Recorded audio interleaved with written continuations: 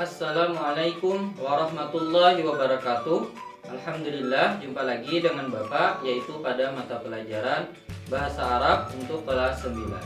Hari ini kita akan membahas terkait tema kana wa akhawatuha. Nah, jadi tema kita hari ini adalah kana wa akhawatuha. Apa itu kana dan akhawatuha? Nanti akan Bapak jelaskan setelahnya.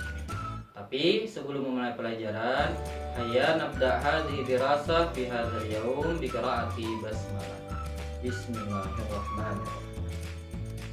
Oke, kita masuk ke pembahasan. Yang pertama adalah pengertian kana. Kana dan saudara-saudaranya itu tugasnya merafa'kan isim, yaitu mubtada, dan menjadikannya isim kana.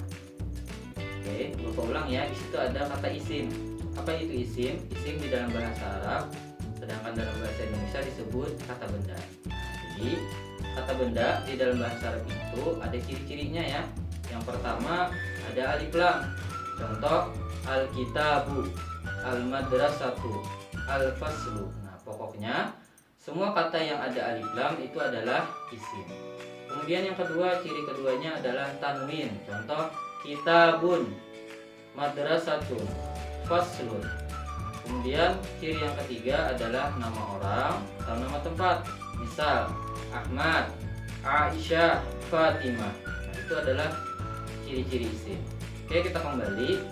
Bapak ulang sedikit. Jadi kana dan saudara-saudaranya itu merafa'kan isim atau kata benda tadi ya, yaitu mubtada, dan menjadikannya isim kana.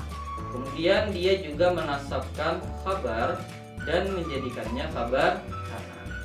Oke, mungkin masih bingung ya. Nanti ketika sudah masuk contoh, insya Allah lebih mudah memahami. Oke, berikutnya kana dan saudara-saudaranya. Kana wa akhawatuha. Yang pertama kana, artinya adalah atau terjadi. Kemudian yang kedua amsa, artinya masuk waktu sore. Yang ketiga asbaha, masuk waktu pagi. Kemudian yang keempat adha, masuk waktu duha.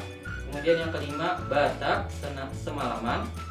Kemudian yang keenam zalla, senantiasa atau masuk waktu siang. Kemudian yang ketujuh laisa, artinya bukan atau tidak. Yang kedelapan shara, artinya menjadi. Kemudian yang kesembilan mazala, artinya masih. Yang kesepuluh mabariha, artinya senantiasa. Yang ke-11 mafati'a, juga artinya senantiasa. Yang ke-12 ma'amfaka, juga artinya senantiasa. Kemudian yang ke-13 madama, artinya selamanya. Nah, jadi total kana dan saudara-saudaranya itu ada 13. Tapi jika pertanyaannya berapa jumlah saudara kana, maka jumlahnya ada 12 ya. Jika pertanyaannya jumlah saudara kana, maka jumlahnya ada 12. Oke, perhatikan contoh. Muhammadun Rasulun. Muhammadun Rasulun. Muhammad nama orang, letaknya di awal kalimat, maka posisinya sebagai mubtada. Rasulun ada tanwin yang termasuk ciri isim ya. Karena isim letak setelah mubtada, maka posisinya sebagai kabar. Muhammadun Rasulun itu adalah mubtada dan kabar. Strukturnya ya terdiri dari mubtada dan kabar. Nah, lalu mubtada dan kabar ini akan berubah posisinya ketika dimasuki kana, sehingga menjadi yang asalnya Muhammadun Rasulun menjadi kana Muhammadun Rasulan. Kana Muhammadun Rasulan. Muhammad berubah posisinya, bukan lagi sebagai mubtada, tapi berubah menjadi isim kana. Sedangkan Rasulan itu berubah menjadi khabar kana. Kemudian contoh berikutnya. Fatimatu Jamilatun. Fatimah posisinya sebagai mubtada, Jamilah posisinya sebagai khabar. Lalu mubtada dan khabar yang dari kata Fatimatu Jamilatun ini berubah ketika dimasuki kanat, sehingga menjadi kanat Fatimatu Jamilatan. Fatimatu posisinya sebagai isim kana, kemudian Jamilatan posisinya sebagai khabar kana. Nah, kemudian contoh berikutnya al-hawa'u baridun. Al-hawa alif lam di awal kalimat, di dalam katanya ya, dan letaknya di awal kalimat. Al-hawa'u adalah isim isim yang letak di awal kalimat adalah mubtada, al-hawa'u mubtada, baridun khabar. Kemudian dimasuki kana sehingga menjadi kanal hawa'u baridan. Al-hawa berubah posisinya sebagai isim kana, baridan berubah sebagai kabar kana.